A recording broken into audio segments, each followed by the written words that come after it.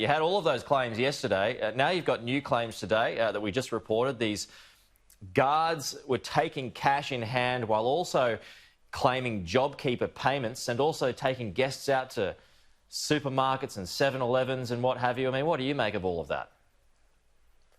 Well, this is a scandal of monumental proportions. I mean, this is a complete fiasco.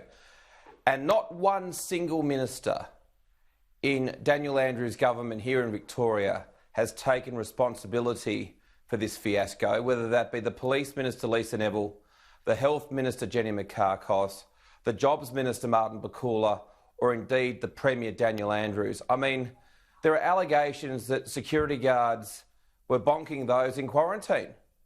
I mean, this is just quite extraordinary. It's unacceptable. It's a total mess. We don't need another judicial inquiry, by the way, which apparently is going to cost $3 million. $3 million that could be used to support businesses doing it so tough right around our state at the moment. We need a minister to take responsibility, one of the Gang of Eight, to take responsibility for this debacle. And we're calling on the Health Minister, Jenny Mikakos, to be sacked. But we need a minister to take responsibility for this debacle, for the government to accept they got it completely wrong and explain to the people of Victoria, and indeed the entire country, why they didn't call in the ADF to manage hotel quarantine like New South Wales did months ago. Now, hotels in New South Wales, in Sydney, are like Fort Knox. On each floor, you have a New South Wales police officer, a member of the ADF, and private security. But here in Victoria, it's been, as you quite correctly described, Pete, all over the place. Allegedly security guards. I mean, these security guards, by the way, are like bouncers. You'd see at a pub on a Friday night, driving around in Ubers, fraternising with those in quarantine, double dipping with regards to JobKeeper. This is just outrageous behaviour. Well, I mean, I saw and it's caused by the Labor Party's negligence. Well, I mean, I saw on one of the networks last night that the staff had 5 minutes training or something like that. What I don't quite get, Tim, is, and you know, you might have an answer for this, I'm not sure, but you've got this inquiry now that is taking place into the hotel fiasco. But what happens if there's another outbreak in another suburb? Does that then result in another inquiry? You know what I mean? Exactly. I mean, the reason, let's be honest, the reason why Daniel Andrews has announced an inquiry is so that he can hide behind that inquiry for the next couple of months to say, oh, well, you know, that's being investigated and I can't comment. Well, firstly, we need that inquiry to be held in public. But the honest answer is, we need a minister to take responsibility. Someone needs to come clean.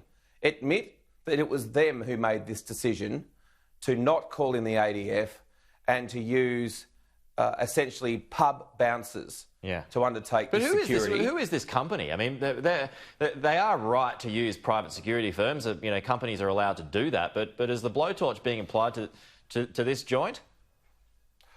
Yeah, I hope so. And I think that's one of the aspects of the inquiry that will be quite interesting, which is the use of subcontractors by these security firms, who, if the security firms only gave their staff 5 minutes training, or the DHHS only gave their staff 5 minutes training, then the subcontractors got no training at all. And I just think, Victoria has endangered the entire country. And Victorians are now the pariahs of the entire country. I mean, I was hoping to drive up to New South Wales this weekend to help out on the Eden Monaro by-election. Well, I'm not welcome in New South Wales, and frankly, I don't blame New South Welshmen for not wanting me there. Well, you can still come. Are you in one of those hotspot suburbs, are you?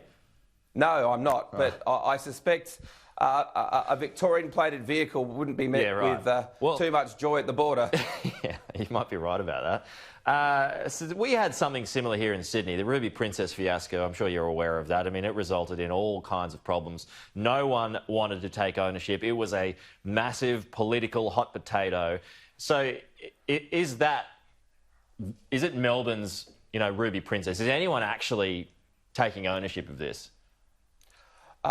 Pete, no one has taken responsibility for this. This is the fundamental point, which is the guilty party, the Labor Party. Someone here some minister has endangered the entire country by their own negligence, and not one of them is coming clean with the people of Victoria or indeed the people of Australia as to who stuffed this up.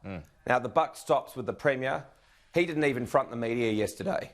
So at least the Police Minister, the Health Minister or the Jobs Minister must lose their job over this catastrophe. And if they don't, it shows you that this Labor government here in Victoria is a total farce. Yeah.